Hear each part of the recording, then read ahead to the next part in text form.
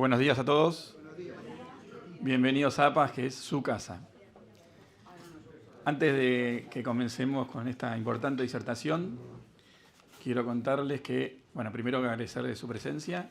El productor asesor de seguros está en el foco de la tormenta hoy por hoy. Es una tormenta muy compleja, donde tenemos, por un lado, el tema inflacionario, el tema de repuestos, el tema de toda la administración y lo que nos cuesta. Y ahora se suma, por este fallo que pasó, esta responsabilidad que tiene varias aristas. Desde ese lugar es por eso que convocamos a los disertantes, que quiero agradecerles a la doctora Compiani, a la doctora Brucese y al doctor Gastón Martínez, para que podamos desarrollar el tema y sacar conclusiones, que es lo más importante, y educar para el futuro, ¿no? Porque también somos responsables de alguna manera en algunas elecciones. Le dejo la palabra a Fernando Tornato y muchísimas gracias. Bueno. Hola, ahí estamos. Bueno, buen día a todos. Ustedes saben que como docente me gusta caminar un poco. Soy peripatético, no tanto peri, tal vez lo otro sí.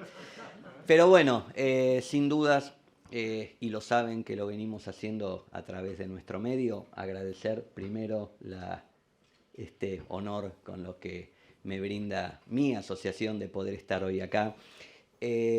Obviamente este fallo mueve, este fallo sacude, este fallo da lugar a muchas discusiones, pero también tenemos que reconocer que viene siendo parte de una tendencia que cada vez gana más espacio. Por eso queríamos analizarlo.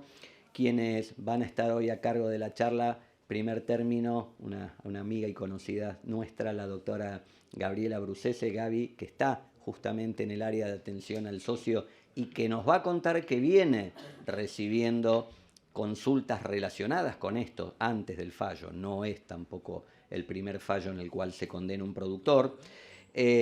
Nuestra invitada especial, la doctora María Fabiana Compiani, abogada muy reconocida, autora de cantidad de artículos, doctrinaria, ha sido presidenta de la rama argentina de la Asociación Argentina de Derecho del Seguro, mi profe también, así que en ella nos hemos basado mucho para hablar de estos temas. Ya lo hemos tocado en alguna otra ocasión porque ha escrito artículos sobre esto y seguramente nos va a ilustrar mucho de su idea o su opinión sobre este pronunciamiento de Gualeguaychú.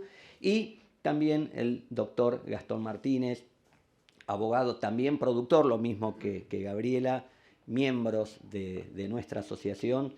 La idea que dijimos es de tomar primero las disertaciones, aproximadamente 15 a 20 minutos, y dejar para el final toda la ronda de preguntas, porque son distintos temas que se disparan a partir de lo que van a charlar los disertantes y preferimos no dispersar tanto, ¿no?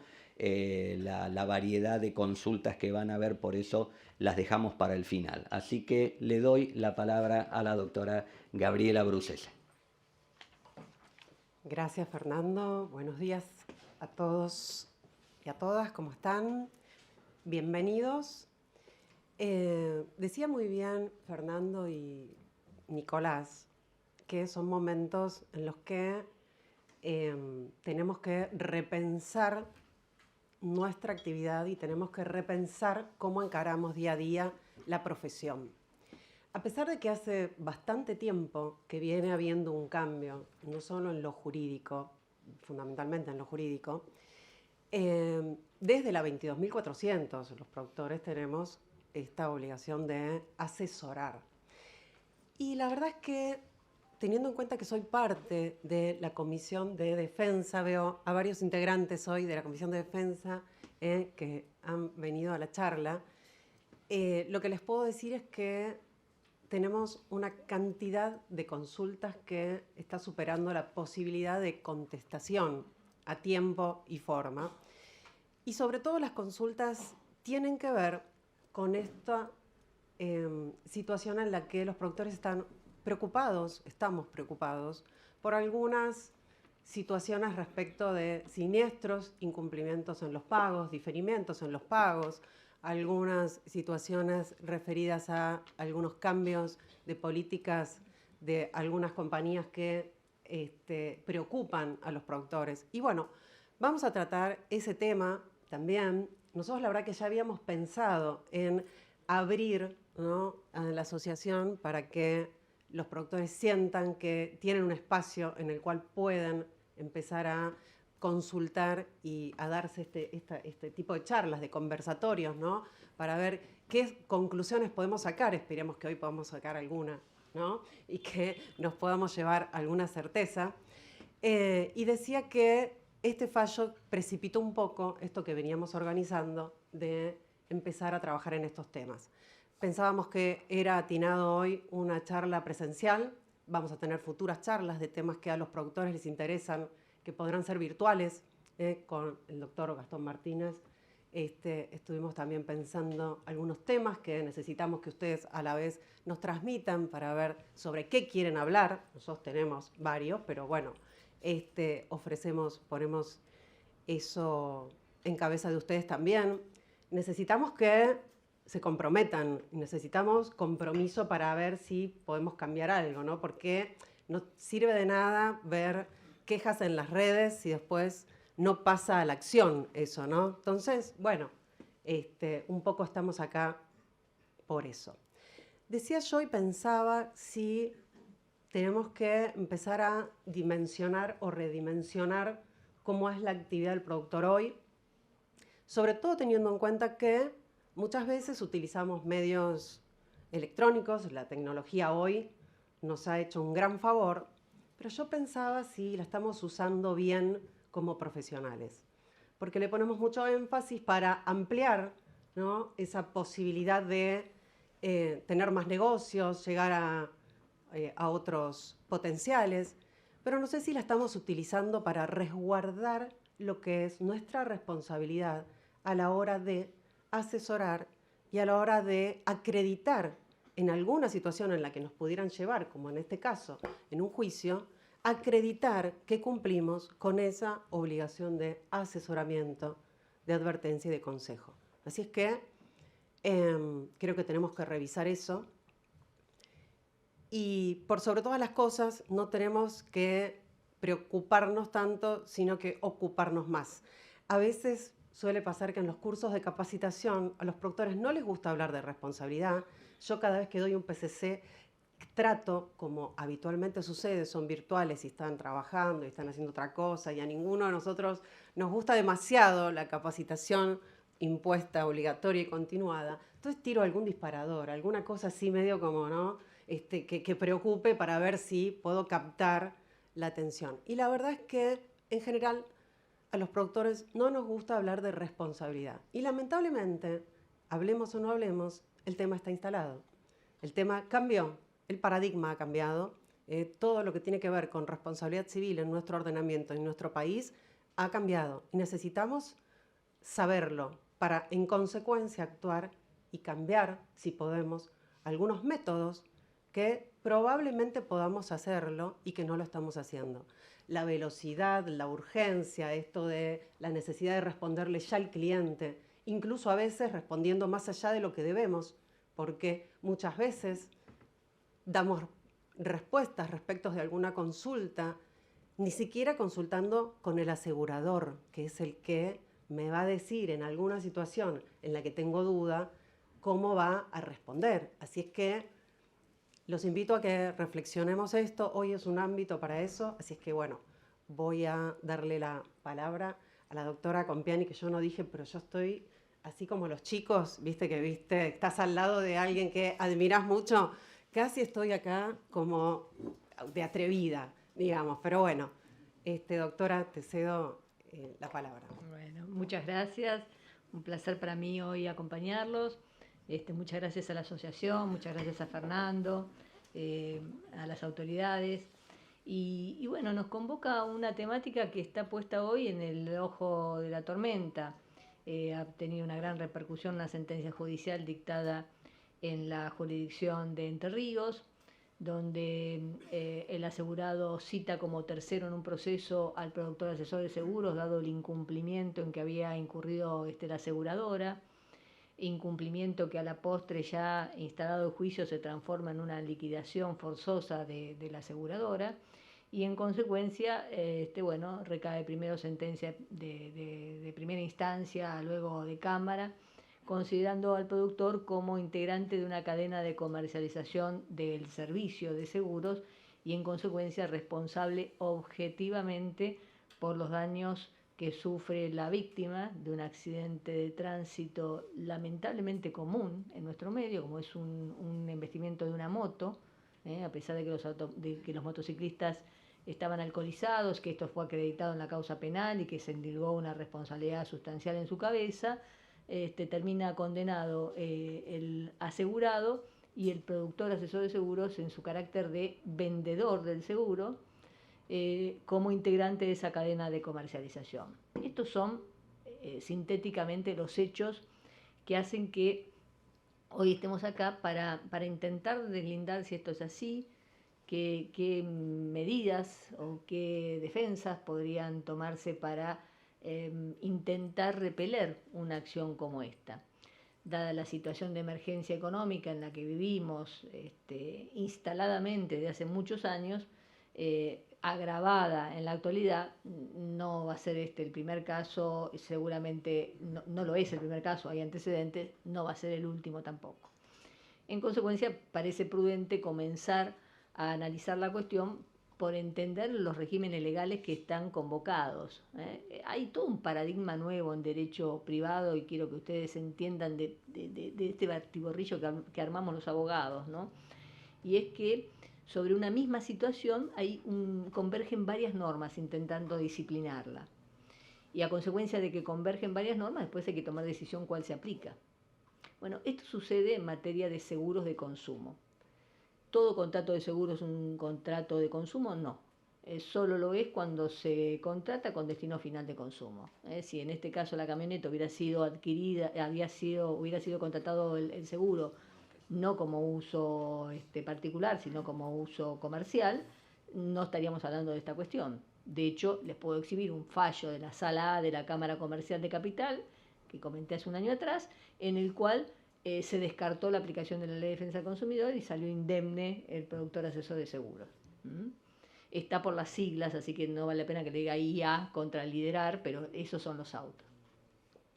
De modo tal que estamos acá porque habría una cuestión de pluralidad de normas legales aplicables, una que establece una responsabilidad objetiva de toda la cadena de comercialización, que es la Ley de Defensa de los Consumidores y Usuarios, y otra normativa típica que ustedes manejan enormemente bien, que es la 22.400 y su régimen de obligaciones que surge del artículo 10, las sanciones que acarrea la falta de cumplimiento de esas obligaciones y una norma como la del artículo 12 que impone todas esas obligaciones con un deber de buena fe, digamos, con un estándar de buena fe.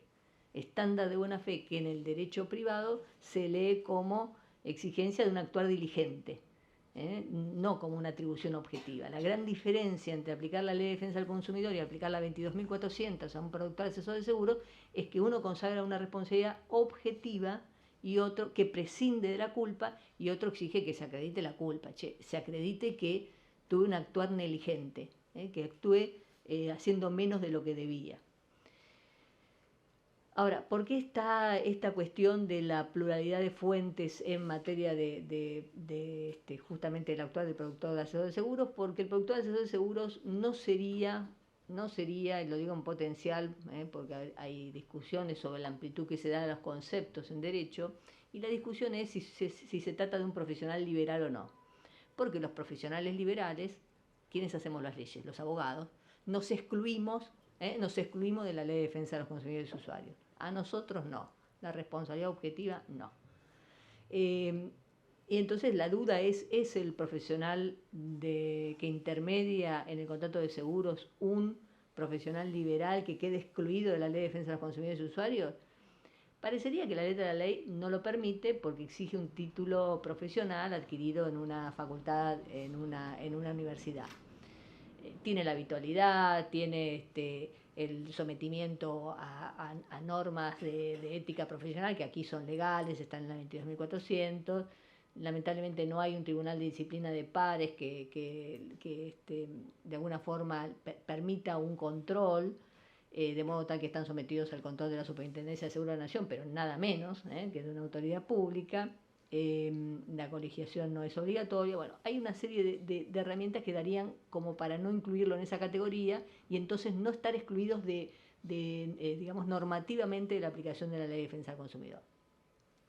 Y en eso agotó el fallo la discusión, en solamente ese punto. Ustedes dirán, pero bueno, ¿por qué tanto tema trae esto de que si es responsabilidad objetiva o subjetiva? Porque la diferencia es notable. Si prescindimos de la culpa, ustedes son responsables de cualquier incumplimiento del mercado de seguros. Si no habían dormido anoche, hoy no duermen seguros, si yo les digo esto. Pero escúchenme, van a ser corresponsables de 204.000 juicios que tiene pendiente el mercado de seguros patrimonial de Argentina. Es una locura. Pero hay que decirlo con esta énfasis, porque si no caemos en el error de entender que es todo lo mismo. Y entonces este fallo los convierte en garantes. En cambio, si se aplicara un régimen de responsabilidad subjetiva, cualquiera puede liberarse de la responsabilidad con la mera acreditación de su actuar diligente. En el caso, ¿cuál hubiera sido el actuar diligente? Y que es una compañía de seguros cuya cautelar se dicta un 30 de noviembre de 2016 por parte de la autoridad de control y un mes después la liquida. Y este contrato se celebra casi un año antes, el accidente ocurre 6 o 8 meses antes, alguien me va a ver, pero se sabía, bueno, les comento que en el informe anterior a este evento, el de junio del 2016, la Super informó que esta aseguradora tenía el 3, y pico % del mercado, que tenía casi, bueno, no les quiero mentir exactamente la cantidad de autos asegurados, pero era, acá está, 6.868 juicios pendientes y 3,5% de la cantidad de autos rodantes en ese momento. Es decir, tenía una porción del mercado importante. No fui a buscar la calificación de Standard & Poor's, pero la verdad que habría sido importante saberlo también. Digo esto por cuanto hoy hay una generalización en ciertos incumplimientos y entonces podría pensar cualquiera de ustedes, bueno, pero yo voy a ser responsable de este estado de cosas en la que está la Argentina, en definitiva, y no solo la industria del seguro. Y entonces se nos abre aquí un panorama que nosotros deberíamos empezar a transitar y es poner las cosas en su lugar desde el punto de vista jurídico. Antes de esta reforma que produjo el nuevo Código Civil y Comercial, quedaba claro que la aplicación de las leyes era una ley especial, se aplica predominantemente antes de una ley general. Y este era un acerto que traía el Código de Vélez, donde prácticamente no había discusión. Y la ley posterior derogaba la ley anterior si se contraponía en forma expresa o en forma clara.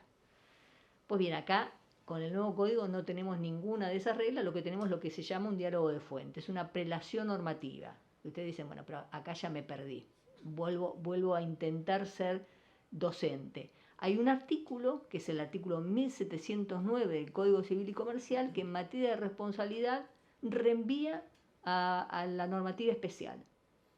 Y lo hace respecto tanto de las normas imperativas, aquellas que son impuestas por un orden público, de que las partes no podemos decidir en contrario, por ejemplo en materia de responsabilidad, y lo hace también con las normas supletorias, con aquellas que sí podríamos convenir en contrario. Es decir, reenvía al régimen especial. Y el régimen especial, en materia de responsabilidad de productores y asesores de seguros, creo, es la 22.400.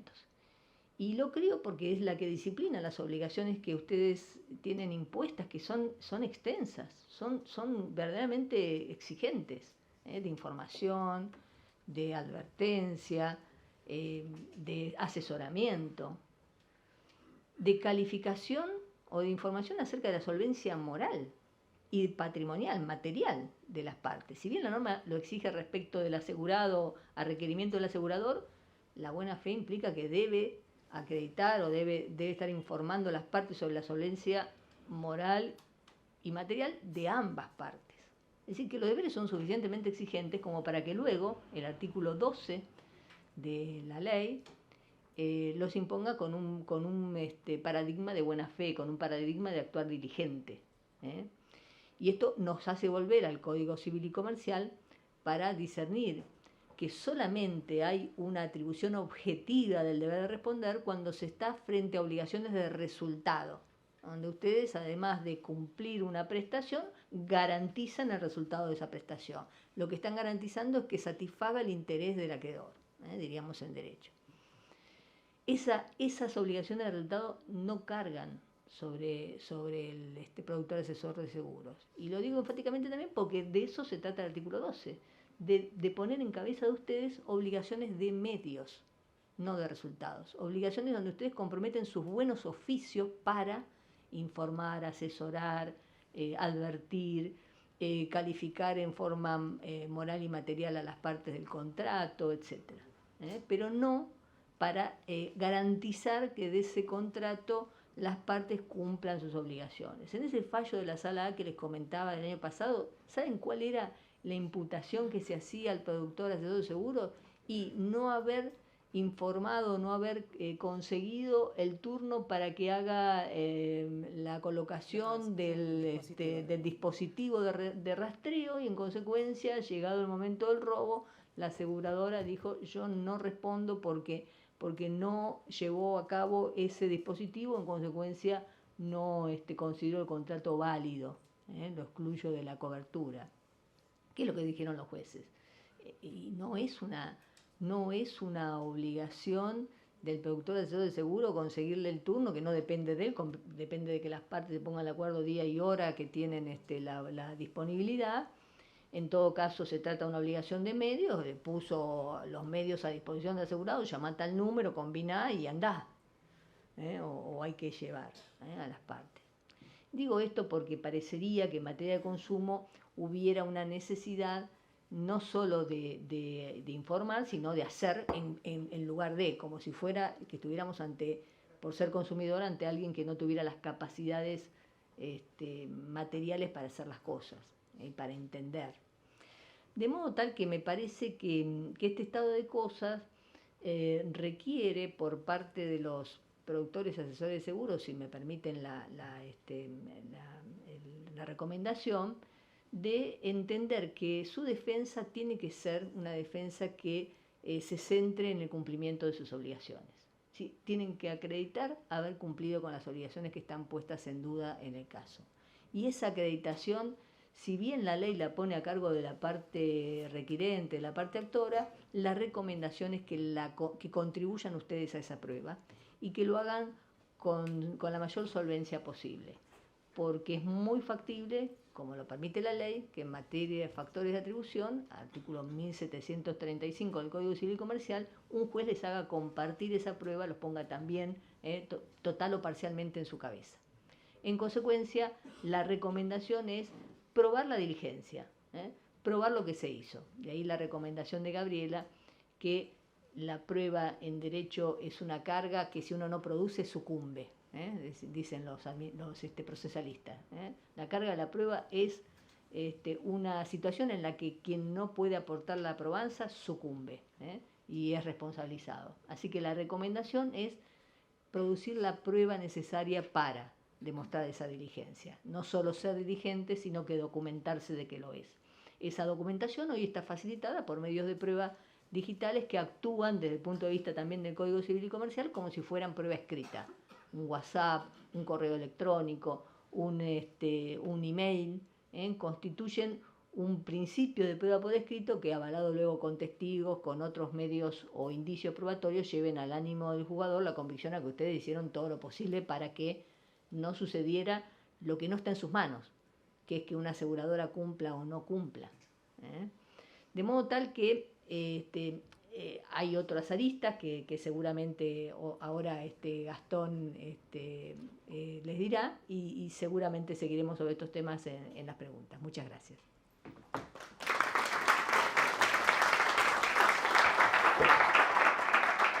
Hola, ¿me escuchan así o voy con el micrófono? ¿Está bien así, Garcini? ¿Me escuchás? Bien, No, porque el micrófono para la grabación. Perfecto. Para la grabación. Bueno, buen día, le agradezco la invitación. Es un honor compartir con ustedes algunas ideas. Es un desafío hablar después de Fabiana, Pero puntualmente arranco la charla diciendo o pensando, o tratando de invitarlos a empezar a ustedes, si en esto hubo una buena administración de justicia. Históricamente, o lo que conocemos, la secuencia de un reclamo con respecto a una entidad aseguradora que involucraba a un productor frente a determinadas circunstancias se daba de abajo hacia arriba, a la inversa. Era como un reclamante encontraba alguna vertiente, alguna falla para poder llegar a la entidad aseguradora. Esto es, se utilizaban criterios como la teoría de la apariencia, se utilizaban criterios como el mandato aparente, donde en definitiva, frente a determinadas circunstancias, frente a determinados incumplimientos que verificaba el productor, se llegaba a quien tenía el bolsillo profundo, ¿no? A quien en definitiva era quien tenía capacidad económica suficiente para hacer con eso justicia, pagarle a un tercero que era víctima de un accidente de tránsito, etc. En este caso, el paradigma se da a la inversa. Y en este caso es un incumplimiento de una entidad aseguradora que hace responsable a un intermediario que puede no tener suficiente capacidad económica, puede ser su actividad, su medio de sustento básico, y además no tiene instrumentos como para poder defenderse. Digo si hay una buena administración de justicia porque en ese sentido parece que no. La idea lógica del Robin Hood no se da en este caso. Y a la inversa se da una situación, y además se da una situación técnica de política económica. Y es que en definitiva quienes sustentan la idea del derecho del consumidor con el artículo 40, básicamente dicen que cuando se comercializan productos que tienen alguna característica, son riesgosos, son viciosos, lo malo de ese producto es sustentado o es justificado en la utilidad común que se da a ese producto. En definitiva, genera más bien que mal, y el mal es pequeño, y ese mal se puede atomizar llegando a través de instrumentos como son el seguro. Hablábamos ayer con Fernando y también con Fabiana, y yo básicamente pensaba que esto, en un universo de 204.000 juicios y en una técnica aseguradora que no puede soportar este tipo de respuesta, y no la puede dar porque uno de ellos es la característica de intensidad, pero la segunda es porque en una secuencia de asegurado a asegurador o de asegurador con reasegurador hay un tránsito de información necesaria que nos permite a nosotros determinar el riesgo. Y en este caso lo que estaríamos haciendo sería asegurando actividades de productores individuales que en definitiva indirectamente están apoyadas en una, voy a poner entre comillas, mala administración de entidades aseguradoras. Quien asegura o quien lleva el riesgo no tiene conocimiento de lo que está asegurando en definitiva. Y esa respuesta es un mazazo de razón que me dio Fernando. No hay respuesta de reaseguro en esto porque la insolvencia de entidades aseguradoras en la actividad de productores no está cubierta. Por lo tanto, es un presupuesto de hundimiento del criterio consumeril que justifica meter a sujetos dentro de esa cadena de comercialización. O sea, es el primer presupuesto. Quien empieza a hablar, Chamatrópulo, el propio Pablo Heredia, justifican toda esta lógica. No hay lógica jurídica, técnica, política, legal que justifique hacer una intervención al azar de sujetos que estén comprendidos. Dicho eso, también es una mala... Entonces, pensándolo en ese lugar, y yo pienso que hay una mala administración de justicia. La segunda mala administración de justicia que se da es que contemporáneamente a esta sentencia, los que verificaron crédito, y todavía están a tiempo de hacerlo, lo digo, todos los que estén en tiempo de verificar crédito en la Aseguradora Federal Argentina, sepan que la Superintendencia de Aseguración empezó a pagarlos y además, como hay un remanente suficiente, los empezó a pagar con el 100% de los intereses. Capital y 100% de intereses. Eso es igual a daño cero. En economía, lo que se pone en esta columna, la paso de esta, entonces, daño cero. En el asunto que nos trata, o que nos convoca, se dio intervención a la comisión liquidadora. O sea, la jueza sabía de esta situación. Por lo tanto, podría haber tomado otro camino y el reclamante hoy estar cobrando el 100%, porque en definitiva están en un proceso, ya terminó lo que se llama informe final, están en el momento de pago, están específicamente hoy en el momento del pago, o sea que en definitiva en un mes y medio estaría cobrando. O sea, también hay una mala administración de justicia y esto tiene que ser una preocupación de los jueces. Porque seguramente tener una sentencia como la que tuvo un intermediario individual, que no lo conozco, quizás sea un millonario, bueno, fenómeno, pero como dicen los tributaristas, uno ve si existe capacidad contributiva, por ejemplo, en una sociedad. Parece que una sociedad podría tener una capacidad contributiva mayor que una individual. En el asunto Maggio del año 2016 era una sociedad de productores. Desconozco tampoco si son millonarios, pero en definitiva una sociedad, digo, bueno, hay un poco más de capacidad. Este era un productor individual, que puede verse afectado digamos, el desarrollo de su negocio. Dicho todo eso, solamente completar algunas cosas que Fabiana no completó para que las diga yo. Porque piensa también en eso. Y puntualmente voy a marcar dos o tres ejes. La primera es si el productor es un vendedor.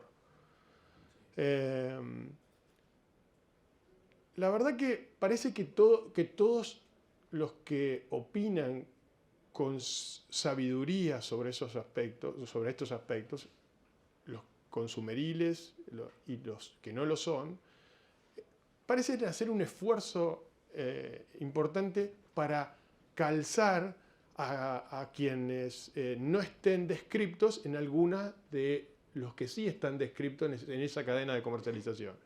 Lo digo así porque el artículo 40 hace responsables al fabricante, a quien ponga la marca, al distribuidor, al vendedor, y entonces hacen el esfuerzo para ubicar al productor como un vendedor. Digo esto porque también están los que dicen que esa lista es solamente ejemplificativa y que se podría ampliar libremente. Bueno, hay respuestas para los dos. Para los que dicen que es un número cerrado de descriptos solamente la norma y toman el esfuerzo de que sea vendedor, la verdad que mencionar al productor porque solamente es parte de la estructura organizativa de la empresa no es una idea que me cierre por mucho. El productor principalmente habría que identificar o analizar quiénes son los que están en esa cadena. Y todos los que están en esa cadena se comportan como contraparte de quien compra, ¿sí? El fabricante, el distribuidor, el vendedor, son contraparte de quien vende. El productor no es contraparte de nadie. El productor es un intermediario. Y esto es una figura que debe ponerse énfasis. El productor es un mediador entre la oferta y la demanda.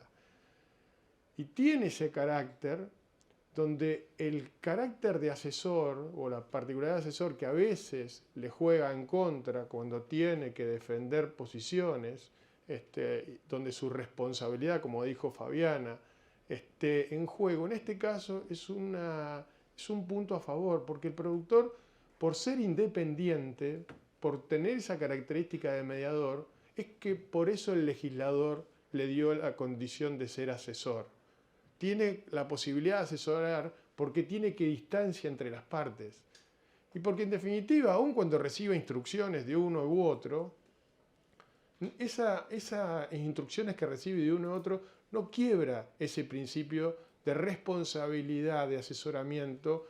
Incluso mencionar que si hay un producto que es mejor en otra compañía, el productor deberá decirle, mirá, este producto te sirve más. En la legislación española reciente, en la 4 del 2020, la norma dice que el productor puede exhibir esto por lo menos acreditándole al que compra más de 3 entidades aseguradoras diferentes. Y esto ustedes lo verifican seguramente en la práctica, aun cuando trabajen con una más. O sea, aun cuando el desarrollo de su trabajo esté más apalancado en una o 2 entidades aseguradoras, pero eso lo despliegan. Y eso es un punto central de defensa. La camarista que tomó la tarea de hacer el fallo del que estamos comentando, puntualmente hace referencia a que no habría habido una cierta convalidación de que el productor, frente a ser sido cuestionado como vendedor, quien lo respondió dijo, sí, yo era un vendedor. Con el diario del lunes todos hacemos magia, pero también es un hecho preguntarnos si eso no hubiese pasado. Pero creo que el punto central acá es marcar que el productor es un intermediario, que no es parte de esa cadena, que no cumplen la naturaleza jurídica de los que están descriptos ahí, y que aún si esa cadena o esa lista sea una lista solamente ejemplificativa, no taxativa, todos los que estén incluidos deberían responder a lo que es la naturaleza jurídica, a lo que se parezcan, a los que sí están identificados. Y por lo tanto, ese es un punto que para mí es central. Siguiendo con lo que es vendedor, el vendedor, hay un profesor cordobés que dice que el vendedor es como un comerciante simple y que solamente es comerciante simple aquel que cumple las obligaciones de la ley de defensa del consumidor, que son las de informar detalladamente las características del producto que vende. Vuelvo a lo mismo, ahí aparecen un punto central de lo que es la venta asesorada y la venta informada. El comerciante simple, el vendedor, vende de manera informada. El productor vende comercializa de manera con asesoramiento. Por lo tanto, acá hay una utilidad central en la distinción, que hace a la esencia, vuelvo a lo mismo, de que es un mediador, un intermediario. Ahora, supongamos que el productor sea vendedor, ¿no? Supongamos que el productor, aún con todas estas defensas, como yo creo que tienen muchos jueces en la cabeza, ya es como un sello, sea un vendedor.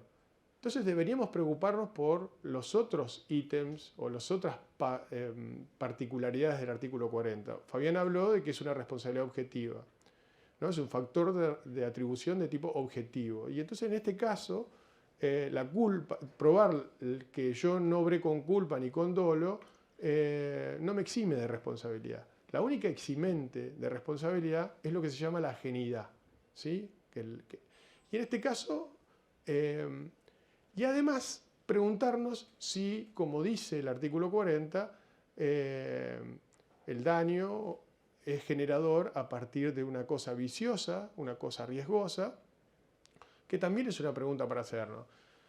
Algunos, o la mayoría, piensa que Lorenzetti y otros dicen que, en definitiva, cuando se habla de servicio, se habla de un deber de garantía. En definitiva, se acredita un daño, existe una relación de causalidad y con la garantía que se deben de los proveedores ya es suficiente y no es necesario mencionar si es riesgo o vicio. Hay un fallo reciente que involucra a RIMAC, que es muy emparentado para los productores, porque los productores, en definitiva, se asimilan mucho a la actividad del corredor, que la jueza o la camarista prefiere que es importante hacer este análisis, mencionando de una manera sintáctica la lectura de la norma, y que como no existe una coma separadora entre riesgo-vicio de la cosa y servicio, prestación de servicio, en definitiva se debe probar que el servicio es riesgoso o vicioso. Y el productor, al igual que el corredor, no llevan adelante un servicio riesgoso, ni por su naturaleza, no es un servicio de seguridad en un banco, ni tampoco por los instrumentos que lleva adelante, como podría ser el servicio de transporte de pasajeros, donde no es riesgoso por sí, pero al ser transportado por unidades como colectivos, trenes, se hace riesgoso. El productor ni el servicio de seguro son riesgosos. Por lo tanto, son defensa a la hora de presentarse en esta situación, frente a reclamos de este tipo. Lo restante es las eximentes, y con esto termino. No podemos decir que la culpa puede ser, no podemos atribuir responsabilidad a ninguna de la parte de la cadena a esa cadena de comercialización. No podemos atribuir responsabilidad a la entidad aseguradora, porque básicamente hay un consenso de que existe una idea de organización que los involucra a todos los nombrados en esa cadena.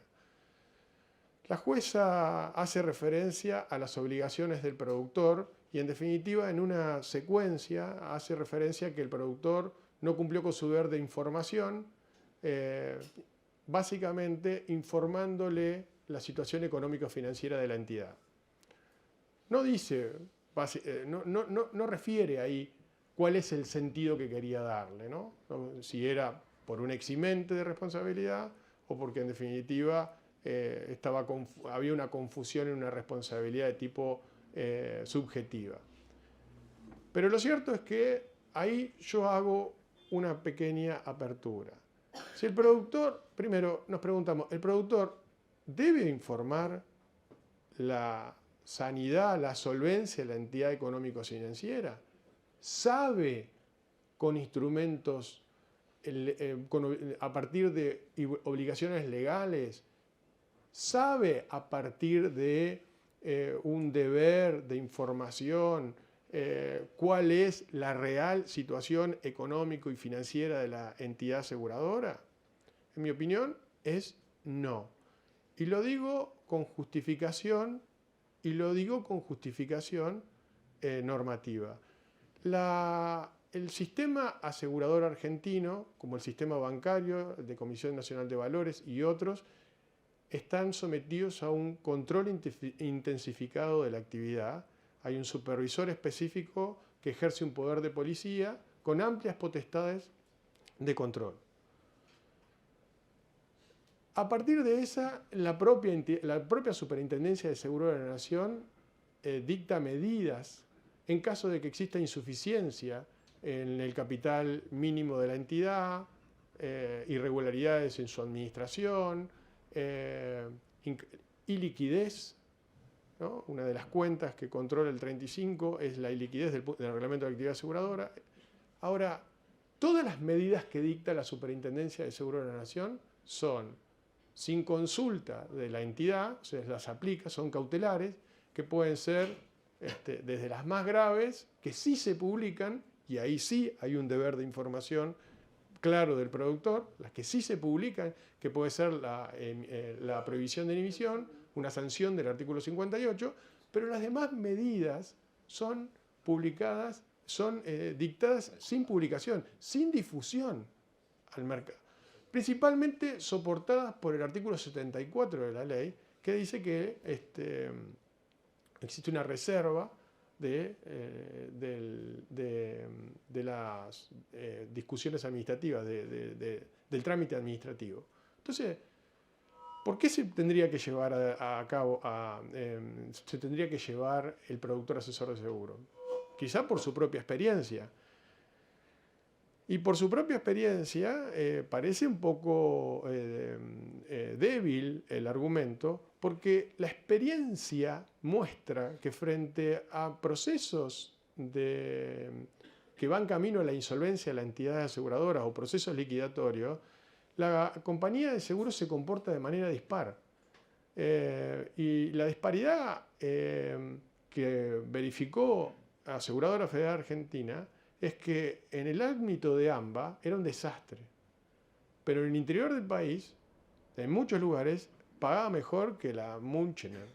O sea, era muy, no quería perder negocios, quizás por la influencia de algunos accionistas, lo desconozco. Entonces, ¿tiene el productor ese conocimiento lo debe tener esa obligación de asesoramiento. ¿Se debe llevar por rumores? ¿Se debe llevar por rumores? Las medidas cautelares que dicta la superintendencia. Las medidas cautelares que dicta la superintendencia. ¿Las dicta en qué sentido? ¿Cuál es el sentido de no querer publicarlas? El sentido de no querer publicarlas es no generar una corrida que genere la caída de la entidad aseguradora. Por lo tanto, se mantienen en el criterio de cautelares, de cuidado, de cuidar el patrimonio de la entidad aseguradora, porque es el patrimonio a partir del cual se van a pagar las obligaciones con asegurados y con terceros. Entonces, digo, me parece sí una defensa fuerte, no por una culpa de la víctima, que solamente se podría acreditar si yo como asesor le asesoré en ese sentido y el cliente tomó otro camino, sino por un criterio de caso fortuito, porque para mí en ese caso se da la situación de imprevisibilidad, de ajenidad, de inevitabilidad que prevé el caso fortuito como eximente de responsabilidad en acciones que están soportadas en una responsabilidad de tipo objetiva. Bueno, con esto concluyo y dejo abierta a las preguntas.